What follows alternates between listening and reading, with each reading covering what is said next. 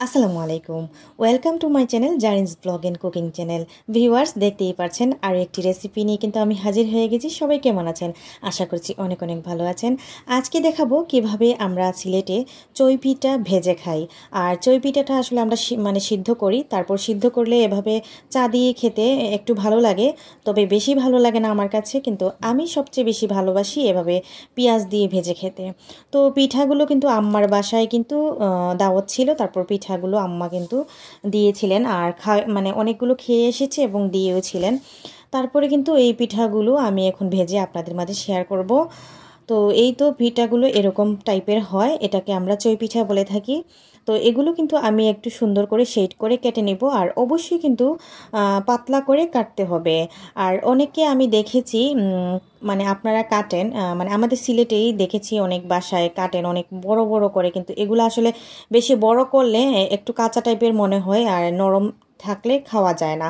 তো আমি কিন্তু পাতলা করে করি এবং পাতলা করে কাটি। আর আমি একটু কেচি নিয়ে নিয়েছি, কেচি দিয়ে এভাবে পাতলা পাতলা আকারে আমি কেটে নেব। যে যে পারেন যেভাবে শেড দিতে পারেন, সমস্যা নেই। আর এই চই পিঠাগুলো অনেক কিন্তু নরম সফট হয়েছে। তো আমার মামাতো ভাইয়ের বড় ভাইয়ের বউ উনি কিন্তু আমাদেরকে হেল্প করেছেন এসে। পিঠা আসলে বানালে অনেকেই সবাই আসে একসাথে বানালে খুব ভালো লাগে। তো এই তো কিন্তু আমি সবগুলো এভাবে কেটে নেব। আর আমাদের সিলেটে এই পিঠাগুলো আবার একটু বেশিই চলে। আর এখানে শুধু লবণ দিয়ে এটাকে সিদ্ধ করে তারপর কিন্তু হাত দিয়ে সেইটা একটা দেওয়া হয়। তো বিভিন্ন স্টাইলে কিন্তু শেড দেওয়া হয়। আমরা ছোটোবেলা দেখতাম এবং ছোটোবেলা খেলতাম, মামিরা যখন বা আমার আম্মারা যখন এই পিঠাগুলো বানাতেন তখন মামিরা আমাদেরকে হাঁড়ি পাতিল এইগুলো বিভিন্ন শেড দিয়ে কিন্তু বানিয়ে দিতেন। আর আমরা অনেক উৎসাহিত হতাম, খেলতাম, এগুলো দিয়ে খেতাম, অনেক ভালো লাগতো। আগের একটা সময় ছিল অনেক ভালো লাগার মুহূর্ত।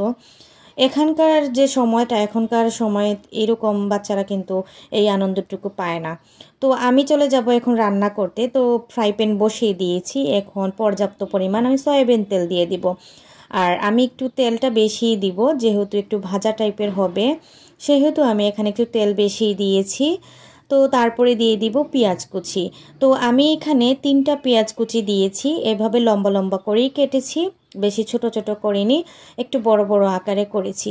আর আমি কিন্তু পেঁয়াজটা এখন বেশি একটা ভাজবো না, খুব অল্প পরিমাণে ভাজবো, যেমন ধরেন 1 থেকে 1.5 মিনিট। তারপরে কিন্তু ভেজে ভালো করে আমি এখানে লবণ দিয়ে দিব এবং কাঁচামরিচ দিয়ে দিব। তো কাঁচামরিচ দিলে একটু ঝাল ঝাল টাইপের হয় আর এটা কিন্তু খেতে ভালো লাগে। তো আমি এখনও লবণটা দিইনি, অবশ্যই লবণটা দিয়ে দিব। আর আপনারা আরও বেশি ঝাল খেতে চাইলে দিতে পারেন, তবে এটা বেশি ঝাল হলে আবার তেমন একটা ভালো লাগবে না, তবে অল্প ঝালে কিন্তু এটা খুব ভালো লাগে। তো এই তো ভালো করে আমি কিন্তু মিক্সড করে একটু ভেজে নিচ্ছি। আর অবশ্যই আমি কিন্তু বারবার বলতেছি আমি একটু ভাজবো না বেশি সময় পেঁয়াজটা। তো এখন আমি পরিমাণ মতো লবণ দিয়ে দিয়েছি, লবণ আধা চা চামচ দিয়েছি এখানে। তো এই তো ভালো করে একটু মাখিয়ে নিচ্ছি পেঁয়াজটা লবণের সাথে।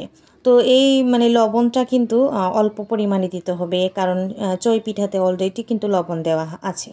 তো এই তো চই পিঠাগুলো কেটে রাখা এখন আমি এখানে দিয়ে দিব। আর অবশ্যই কিন্তু বেশি পেঁয়াজ ভাজতে যাবেন না, বেশি পেঁয়াজ ভাজতে গেলে কারণ এগুলা কড়কড়া টাইপের হবে না পিঠাগুলো, আর অনেক আগেই চুলা থেকে নামানো লাগবে।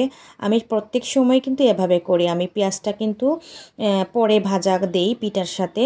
তো এটা বানাতে আমার আধা ঘন্টা লেগেছে, কারণ হচ্ছে এটা ক্রিস্পি টাইপের হতে হবে। তো এই তো আস্তে আস্তে করে কিন্তু আমি ভেজে নিচ্ছি। আর অবশ্যই কিন্তু এটা লো ফ্লেমে রেখে তারপরে কিন্তু ভাজতে হবে, কারণ হচ্ছে এটা যদি আমরা বেশি আগুন দিয়ে দিই তাহলে কিন্তু এটা পুড়ে যাবে, আর পুড়ে গেলে কিন্তু একটু ভালো লাগবে না।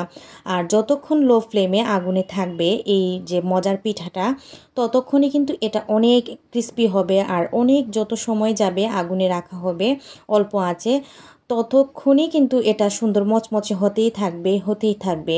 আর এটা পরবর্তীতে কিন্তু অনেক সময় থাকে ভাজার পরে, এটা কিন্তু নরম হয় না, প্রায় 1 ঘন্টার মতো কিন্তু থাকে।